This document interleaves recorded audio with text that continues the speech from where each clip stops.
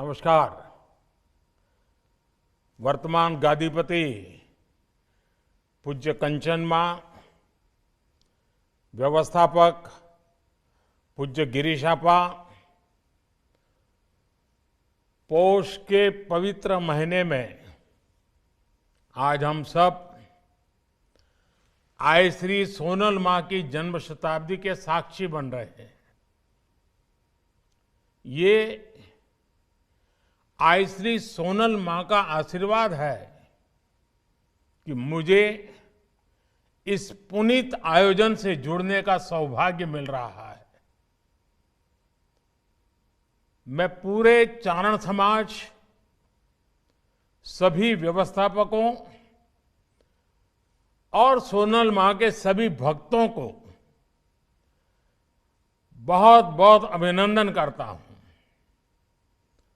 मढ़ड़ा धाम चारण समाज के लिए श्रद्धा का केंद्र है, शक्ति का केंद्र है, संस्कार परंपरा का केंद्र है। मैं आय के श्री चरणों में अपनी उपस्थिति दर्ज कराता हूं, उन्हें प्रणाम करता हूं। मेरे परिवारजनों, जन्म शताब्दी के इस 3 दिवसीय महोत्सव के बीच आय श्री सोनल मां की स्मृतियां हमारे साथ है। भगवती स्वरूपा सोनल मां इस बात का साक्षात उदाहरण रही है कि भारत भूमि किसी भी युग में अवतारी आत्माओं से खाली नहीं होती है। गुजरात और सौराष्ट्र की ये धरती तो खास तौर पर महान संतों और विभूतियों की भूमि रही है।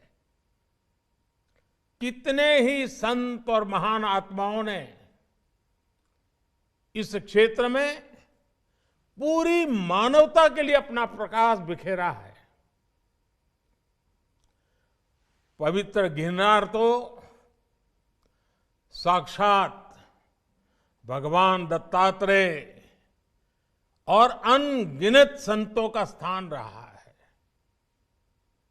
सौराष्ट्र की सनातन संत परंपरा में श्री सोनल मां आधुनिक युग के लिए प्रकाश स्तंभ की तरह थी। उनकी आध्यात्मिक ऊर्जा, उनकी मानवीय शिक्षाएं, उनकी तपस्या, इससे उनके व्यक्तित्व में एक अद्भुत दैवीय आकर्षण पैदा होता था। उसकी अनुभूति आज भी जूनागढ़ और मढ़ड़ा के सोनल धाम में की जा सकती है। भाइयों बहनों, सोनल मां का पूरा जीवन जन कल्याण के लिए, देश और धर्म की सेवा के लिए समर्पित रहा। उन्होंने भगत बापू, विनोबा भावे, रविशंकर महाराज, कन्हभाई लहरी, कल्याण सेठ जैसे महान लोगों के साथ काम किया। चारण समाज के विद्वानों के बीच उनका एक विशेष स्थान हुआ करता था। उन्होंने कितने ही युवाओं को दिशा दिखाकर उनका जीवन बदला। उन्होंने समाज में शिक्षा के प्रसार के लिए अद्भुत काम किया। सोनल मां ने व्यसन और नशे के अंधकार से समाज को निकालकर नई रोशनी दी। सोनल मां समाज को कुरीतियों से बचाने के लिए निरंतर काम करती रही। कच्छ के बोवार गांव से उन्होंने बहुत बड़ा प्रतिज्ञा अभियान शुरू किया था। उन्होंने परिश्रम करके आत्मनिर्भर बनने पर हर किसी को सीख दी थी और उस पर जोर दिया था। पशुधन के प्रति भी उनका उतना ही बल था।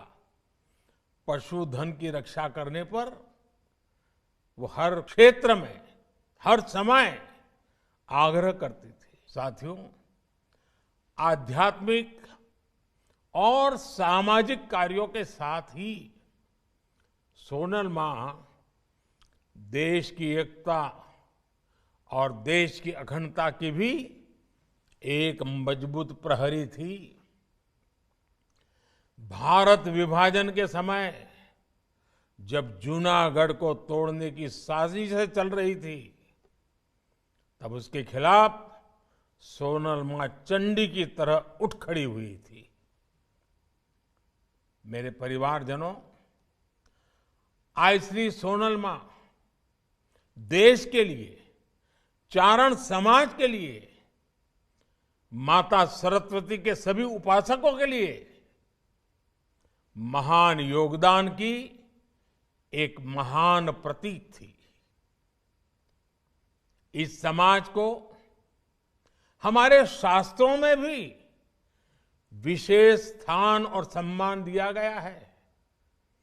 भागवत पुराण जैसे ग्रंथों में चारण समाज को सीधे श्री हरि की संतान कहा गया है। इस समाज पर मां सरस्वती का विशेष आशीर्वाद भी रहा है और इसलिए इस समाज में एक से एक विद्वानों की परंपरा अविरत चलती रही है।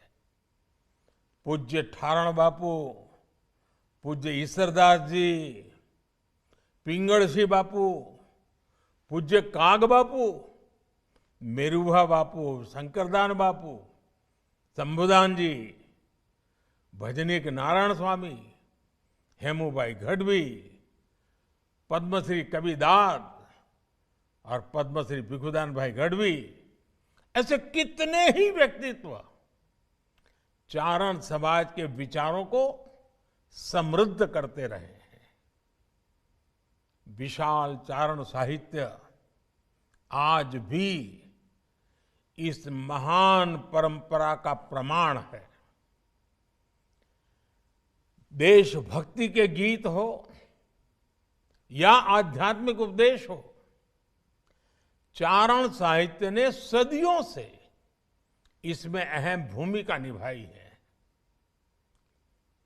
श्री सोनल मां की ओजस्वी वाणी खुद इसका एक बहुत बड़ा उदाहरण रही है। उन्हें पारंपरिक पद्धति से कभी शिक्षा नहीं मिली, लेकिन संस्कृत भाषा, उस पर भी उनकी अद्भुत पकड़ थी। शास्त्रों का उन्हें गहराई से ज्ञान प्राप्त था। उनके मुख से जिसने भी रामायण की मधुर कथा सुनी, वो कभी नहीं भूल पाया। हम सब कल्पना कर सकते हैं कि आज जब अयोध्या में 22 जनवरी को श्री राम मंदिर में प्राण प्रतिष्ठा का कार्यक्रम होने जा रहा है, तो श्री सोनल मां कितनी प्रसन्न होगी। आज इस अवसर पर मैं आप सभी से 22 जनवरी को हरेक के घर में शाम को श्री राम ज्योति प्रज्वलित करने का आग्रह भी करूंगा। कल से ही हमने अपने मंदिरों में स्वच्छता के लिए विशेष अभियान भी शुरू किया है। इस दिशा में भी हमें मिलकर काम करना है। मुझे विश्वास है हमारे ऐसे प्रयासों से श्री सोनल मां की खुशी अनेक गुना बढ़ जाएगी। साथियों, आज जब भारत विकसित होने के लक्ष्य पर, आत्मनिर्भर होने के लक्ष्य पर काम कर रहा है, तो आज श्री सोनल मां की प्रेरणा हमें नई ऊर्जा देती है। इन लक्ष्यों की प्राप्ति में चारण समाज की भी बड़ी भूमिका है। सोनल मां के दिए गए 51 आदेश चारण समाज के लिए दिशा दर्शक और पथ दर्शक है। चारण समाज को इसे याद रखना चाहिए और समाज में जागृति लाने का काम निरंतर जारी रखना चाहिए। मुझे बताया गया है कि सामाजिक समरसता को मजबूत करने के लिए मढ़ड़ा धाम में सतत सदाव्रत का यज्ञ भी चल रहा है। मैं इस प्रयास की भी सराहना करता हूं। मुझे विश्वास है आगे भी मढ़ड़ा धाम राष्ट्र निर्माण के ऐसे अनगिनत अनुष्ठानों को गति देता रहेगा। एक बार फिर आप सभी को श्री सोनल मां की जन्म शताब्दी महोत्सव की बहुत बहुत बधाई। इसी के साथ आप सबका भी बहुत बहुत धन्यवाद।